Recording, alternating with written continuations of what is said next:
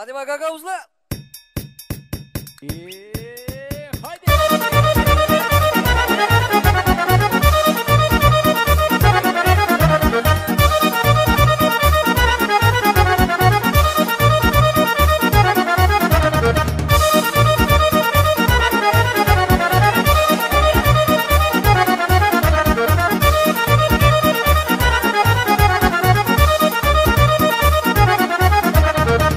Traka evine bu akşam gülümseyeceğim. Traka evine bu akşam gülümseyeceğim. Sevilmeli getirdik tatlı lafı söyleyeyim. Bismillah olsun hepsine, hep sizin de evine.